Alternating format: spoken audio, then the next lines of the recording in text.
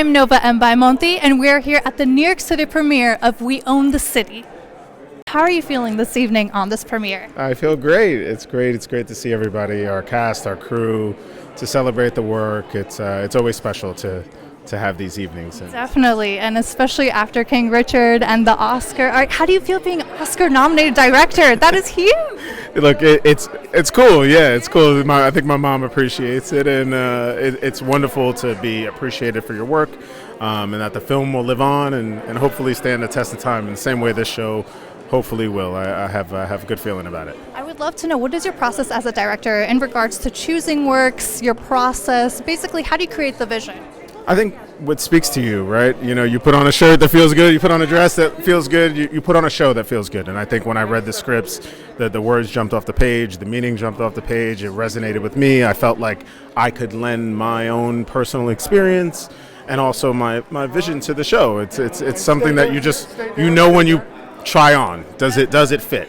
And I think this was a great fit. And how do you work as a director? What kind of direction do you really give to your actors? Do you let them take their own risks, or do you like to be more in charge of that, or how does that work for you? I think it's a combination of both, right? Like, ultimately, I'm thinking about the game, right? We have 6 episodes. There's all these character arcs. There's all these things that I need to track holistically. So everybody comes in with their ideas, and then it's about how does it fit into the global, how does it fit into what we're doing. So if you're too emotional here, then it doesn't pay off. So it's a balance, it's give and take. You know, look, I think actors are the smartest people. They're coming in with their ideas, and they're usually good because they're researched. So it's a combination of taking all that energy and harnessing it. And it's a collaboration, and of course with the writers, it's amazing writers, amazing showrunners on this, so it's a collaboration. What do you hope that viewers take away from this, especially this series? It's different for everybody. You know, I hope they take away that we made it with love, that we made it with the right intent, that it's a real conversation, that I hope they take away the nuances and the complexities of the show, that there's conversation in the gray. That's what I hope people can take away from it. And what did you find most challenging with this project? I mean, like anything, it's getting it all done, you know, on a finite budget. No, you know, just it's filmmaking in any capacity is challenging. But we had such a great crew. We worked with the local crew in Baltimore. We had amazing showrunners, Nina Noble and David and George. They're tremendous partners and people that care about the craft, people that care about the subject matter. So, you know, we were very fortunate and blessed on this show, and I don't know. It was all challenging, but it was all equally fun. Look, I'm really honored to be here. I love these folks, the folks that I got to make this with. I think this show is an enormously special show. I think it addresses issues that are deeply sensitive and you know, I think they approach the material with real nuance and a craving to dive into it and explore it for what it is. There's nothing agenda-driven. There's nothing preachy about this. I have so much respect and love for the folks that I get to make this with, so I'm happy. I'm just really happy to be here. What is your process like as an actor? I would love to touch upon that. So you mentioned how much you delved in. What is kind of your process? I know some people have method acting, some people really study the script. What is yours kind of? Yeah, I don't know. I don't know what all that, method acting, I think that's a term that has been pretty badly bastardized, to be honest with you. You know, I think for me, I was really honored to have the access that I had. These folks have they made The Wire, which is an undeniable seminal piece of art. It's one of the best pieces of art in the American zeitgeist, and I think that gave me real access into the Baltimore Police Department. I'm deeply grateful to those folks. I got to go and ride along about 3 times a week for over 4 months. In the Eastern with Sergeant Maggio, in the Southwest Gun Squad with Sergeant Nagovich, and I'm so grateful to those guys. Show me so much and bring me into their world. And when anybody does that and opens up to me in that way, it's an honor and it's sacred to me. And I'm just really grateful that I got to see what I saw. 4 months also. What was maybe one surprising thing that you really took away from that you maybe didn't expect? Look, I think there's no words for how the victims of police corruption, folks whose Fourth Amendment rights are violated, folks who've lost their freedom, some folks have lost their lives. There's no words for the horrors of people who corrupt the sacred oath of being a peacekeeper. I think the thing that I learned was that there's also another group of victims, and that are the beautiful and wonderful men and women of the Baltimore Police Department, police departments all around this country that are policing for the right reasons, wonderful law enforcement agencies that are out there on the front lines protecting our communities. They're also victims of corrupt police work. Folks' careers have been upended. Folks have suffered an enormous loss by the hands of the evil few, and that was a big eye-opener for me. How are you feeling this evening, and what did you look forward to in regards to this premiere? Oh my gosh, I feel great. It feels wonderful actually working on a project for so long and collaborating with such amazing creatives, and getting a chance to see it, with the people that you've created it with. And what was your biggest kind of concern or challenge, or maybe biggest surprise as an actor for this role when you were really delving into a character? It was learning, being that it's nonfiction, adapted from We Own the City, written by Justin. The tragic end of the character that I portray, Sean Suter. And, when you get into the life of a character, you start to feel him, you start to, enjoy him, learn more about him, want to pay respect to him, not judge him, and then the tragic end of him. It's challenging. I love that you said not judge him. I understand what that means, but what does that mean for you personally when you say not judge him? Well, no, as an actor, you don't want to really jump into judging the characters that you play. You want to actually approach them be objective and approach them from a human standpoint, understanding every human is flawed and respectfully doing the work and telling the story. Definitely a great way to look at it. And in regards to this series, what was maybe the biggest challenge with the cast and crew, or maybe during Corona, in regards to the challenges that kind of biggest challenge with the Corona and everything with this? Oh my goodness,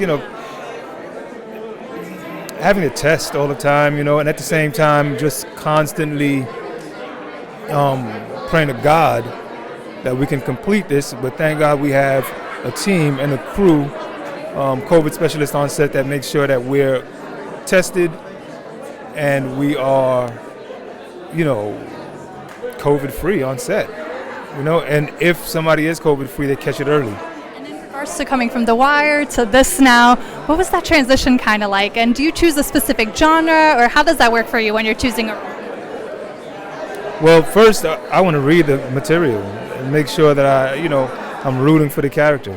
And I want to enjoy the fact that I want to make sure that I'm rooting for the character. I just want to love the story overall and the character, the direction and the arc of the character.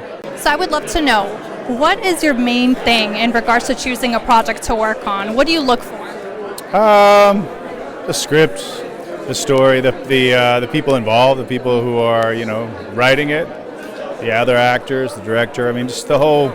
I like to work with people that inspire me, and I would say that would be the main thing. Amazing. And what do you hope that the audience takes away from this? I hope it makes them think. I hope it entertains them. In the process, I hope people who know the story get to know it a little better, and the ones who don't know it really get to know it for the first time and hopefully learn from it. Thank you. I don't wear dresses, but I love it. Thank you. You're looking fabulous yourself. How are you doing this evening? I'm good, thank you. And I want to know, what are you most excited about in regards to this premiere?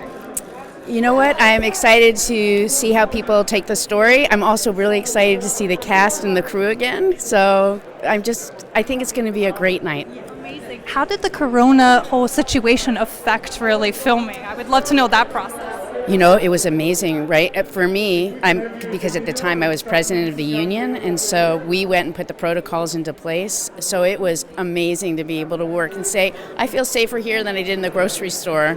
They were really great about it, and I think that it's something I wish I never had to do, but I'm glad I was able to work. I mean, not working was really, things closing down were really tough. So, and for not seeing each other, right? It was so fun to be with people in person. Definitely. I think what was one of the biggest things that you missed in that whole process in regards to being with people? During the pandemic, I think being with people, right? I think physically being next to people. I do a lot of Zooms and I talk to people, but and with people I don't maybe know. Like, I don't have to be with the same, you know what I mean? But then I think what I really loved about it was that I had quiet, because my life is a very busy life, and it was kind of a blessing to say, I can pause, and this is pretty amazing too. So I think it's changed my life, actually. Speaking of which, what do you do on your downtime when you're not a busy bee? There is no downtime. There is none. No, but I'm lucky I have a beautiful family, so. And what do you hope that viewers take away from this preview? I really hope that they take away the fact, first of all, to realize that,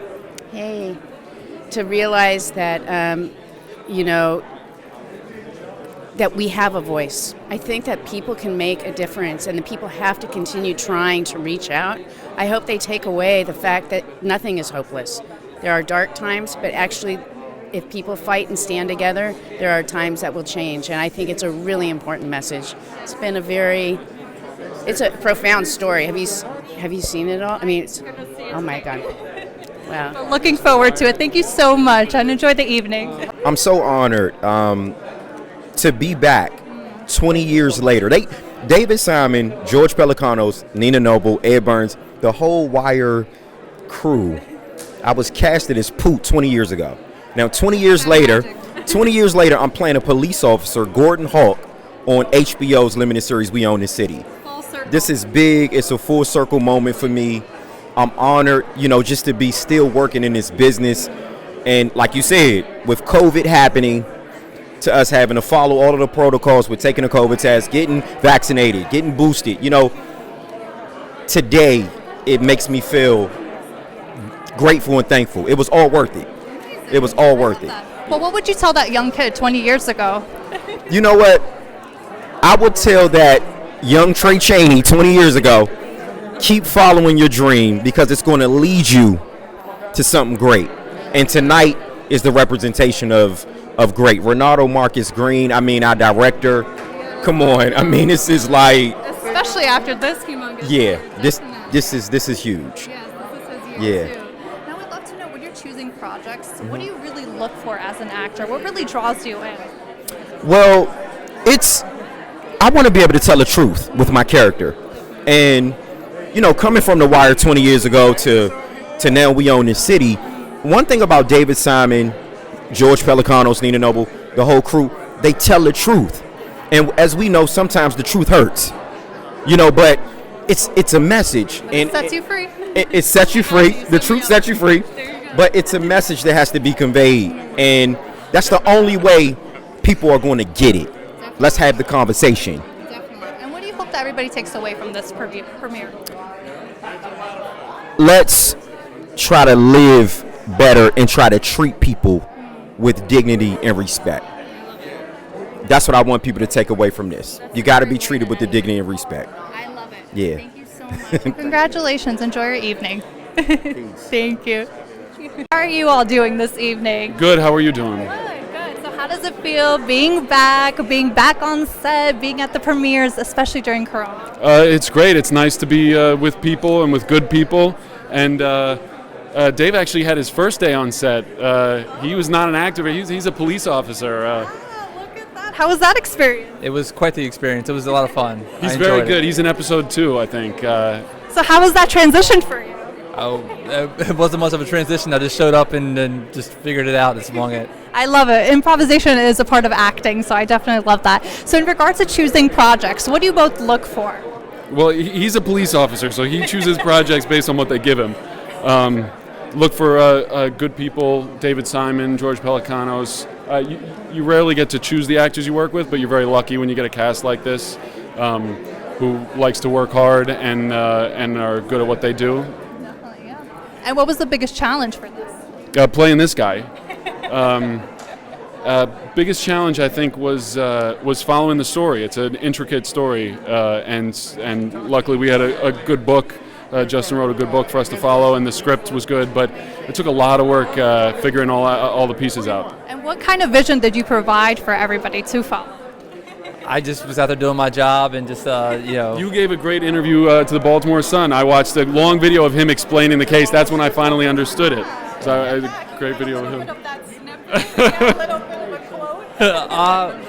My case, the drug case, started off with just overdoses in the county I work in, and we kind of tracked it down to a group in the city and uncovered the corruption that was going on there. All right, you can't say any more because they have to watch the show. You don't want to spoil anything. Yeah. But it's a good story. I appreciate the sneak peek. And what do you hope the viewers take away from tonight? I never answer that question. People take away what they take away, and and whatever that is, yeah. Okay, very objective. I love it. All right, thank you so much, and congratulations. We look forward to seeing it. Thank you. Good work. Hey. Those are the pretend cops. Yes. We're Oh, okay, the you're real still. cops. You're the real guys. Okay, all right. That guy, I play. We're the opposite of them on the show. We're their partners on the show. So this is the real Scott Kilpatrick, and this is the better Scott Kilpatrick. How do you feel about that statement? Oh, he's excellent. We became fast friends in Baltimore. We got to know each other really well. He's a great guy, and service to his community, as they say. I would love to know, what did that, collaboration kind of look like? Did you give him some insight behind the scenes as to what it's like? Or how did that work? Not really.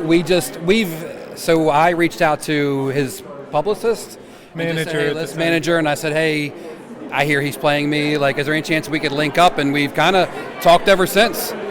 Yeah, which, the truth is that can be a good thing and a bad thing, and it was a really fantastic thing. And we hung out in Baltimore, and he gave us tips on what to wear specifically, because we were kind of going down a different path, and he's like, I would never do that.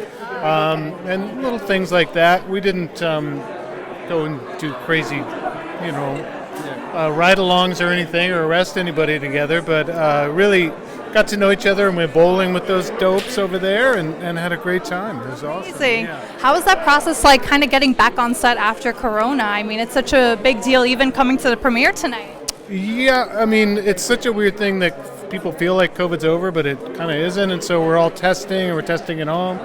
I thought that HBO specifically did a fantastic job taking care of us with COVID. Everybody was super safe, and we wore masks everywhere. There was never overcrowding. I always felt protected and taken care of and super safe, and so that we could do the work and sort of tell this great story that these guys allowed us to tell. I mean, without them, there's no story, so it was lovely, yeah. First of all, can we ask, what are you wearing this evening?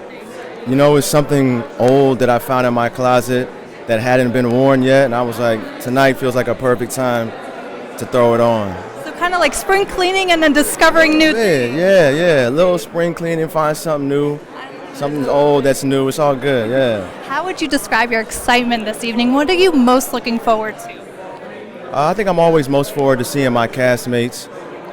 These are people that we've spent a lot of time together and have grown very close. And, it's a very important project. And there's a lot that comes with it, but I'm excited for people to see it and to get to see my castmates in the process. Can you touch a little bit upon that? What do you think is the most important thing that people are going to take away? And what was the biggest challenge in creating the storyline? I don't know what an audience member will take away from it, because I never want to I want them to be able to watch it and to form their own opinions towards it. But I do also understand that it is going to be very triggering for people. So I do hope people are giving themselves grace as they sit down to watch it, and being kind to themselves as they watch it, because this is some very intense, real subject matter that we're dealing with. So I hope that everybody is giving themselves love, because they deserve that, and this is going to be very triggering. And as an actor, what was that process like, getting into that role? Yeah, it was a lot, and it was there's just a lot of research that goes into it. There's a lot of soul searching that goes into it. There's a ton of there's everything but it's a lot. We need 3 to 4 days to speak about how much goes into getting to that place. But it's a lot, but it feels worth it in the end. I'm glad it feels worth it, and we're so excited to see it this evening. Thank you so much, and congratulations. Thank you so much. It's a pleasure. Well, first of all, congratulations. This is such an amazing evening for the premiere. What are you mostly looking forward to? I'm really looking forward to just seeing it, honestly, and seeing the people that I worked with again. It was a really interesting journey to be in Baltimore and be in the thick of it with everybody, and I'm really looking forward to seeing everyone and just really seeing how it all turned out. I've only seen little snippets of it, so it looks beautiful from what I've seen, so I can't wait to just experience that all together. This is an authentic premiere for you. It is an authentic premiere for me. I have not seen anything in full scope, so I'm very excited. Awesome. I'm sure you're in for a great surprise. Yes. I would love to know, when you're choosing roles, what do you really look for? What really draws you in as a script? So I was really excited about getting to play Christy Jenkins because she's a real person, and it was always a dream of mine to play and portray someone that is real and that lived a real life and a real story. And I was able to do some research and really think about how she would react to this sort of situation. So that's always been a big draw to me, is really going after real life and showing it to people in a really authentic way. That's very exciting. And what do you hope that viewers take away from this? I really hope viewers take away I have no doubt that the performances are going to be amazing. I know Jon really put a lot of heart and soul into this. So from what I saw working with him, I really hope people take away just how the conflicts of human life can add up really quickly, and between family and all work and everything like that, it really is an exciting way to show real life. And since it is a true story, it's going to be really incredible for people to take a deeper look into. That's so amazing. Thank you so much. Yeah, thank you and so have much. A wonderful premiere, an authentic premiere. Yes, an authentic premiere. Enjoy. How are you feeling this evening at the premiere? I'm super happy and just honored to work with such great people. It's a dream come true. I would love to know, what is that kind of advice that you would give your young self? You mentioned a dream come true, so I would know, was this your vision for your life when you were little? A lot of days I thought I would never make it this far, and I'm just blessed that there were people around me who believed in me and pushed me to go forward, and I'm thankful that I listened. I would tell my young self, listen to people who've had experiences, because they know smart people learn from their mistakes. Brilliant people learn from the mistakes of others. Not my quote. I think it's like Tito Jackson or something. We'll take it with us. I would love to know, what draws you into regards to choosing specific roles, choosing specific projects? I felt like I was honored that David tapped me to write for this project, because I've been covering these same group of dirty cops since like 2014. So I have a history of writing about them, and I'm just super happy that we got a chance to represent the survivors and the people who had to deal with them, myself and others included. So I'm just lucky that this is like our final opportunity to show the world, don't play with us. It's like activism through art. Is that how you also find your vision going? Absolutely, but then also just the power of storytelling. Like, every single last person in this country, in this world, deserves to be able to tell their story and have their story told. So I think it connects us all. It makes the world smaller, and it's a beautiful thing. So first of all, I got to start off. I'm a huge Love and Hip Hop fan. I've been watching it literally since high school. I'm 27 now. My mom knows. That is hysterical. I love it. I loved Cardi B before, when she was a regular schmegula girl from the Bronx. There you go. She's got it. I love it. And I've also been watching you on E! News, Daily Pop. What's up? Small World. So besides that, and besides the love that I have for you as a producer, I want to know, what brought you out tonight, and why was it so important to come to this premiere? I love that you asked me that. Well, I'll tell you, it's a little bit of an interesting story. Many, many years ago, when I was managing Busta Rhymes, one of the first movies that he ever did was called Finding Forrester. And in that movie, there was a young boy at the time, who played his younger brother, Rob Brown. Fast forward 20-something years plus, my niece marries Rob Brown. And so I'm here to support Rob, here to support Jamie Hector, my partners at HBO Max. You know, love the fact that there's another compelling series coming to television, so I'm just here as a fan. Definitely. And I would love to know, as a producer, what is your main personal thing when it comes to choosing a project or choosing what you really love to envision on TV? Well, compelling characters first and foremost, telling stories in worlds that people aren't normally exposed to, because it's all about educating, and not educating in an earnest sense, but really just opening up people's eyes to, you know, who we are living next to every day that we might not have any idea what their lives are like, what their experiences have been, who they are beyond who we think they are. So it's really always for me about pulling back a curtain and sharing experiences, because I think bridging and building those bridges is what brings us together as people. Yeah. So much. And what do you hope that everybody takes away from this premiere tonight? Oh, just that Rob is a star, and yeah, I'm looking forward to it myself. Just,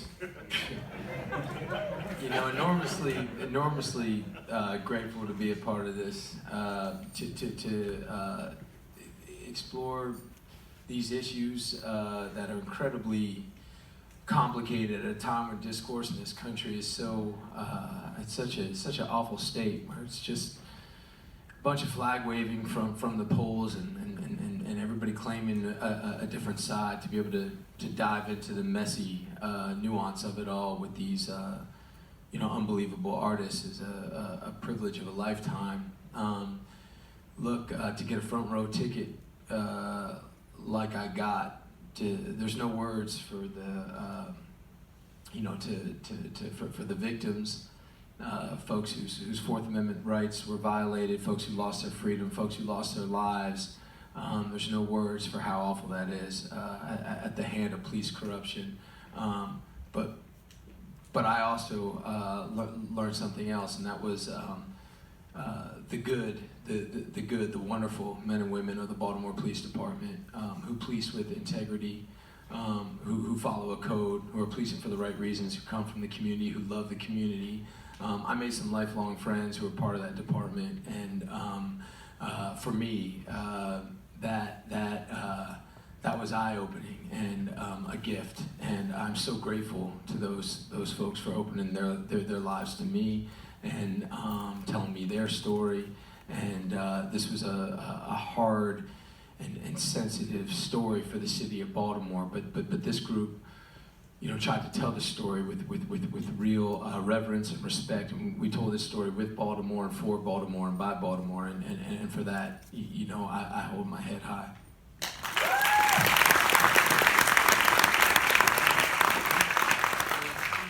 It's my turn.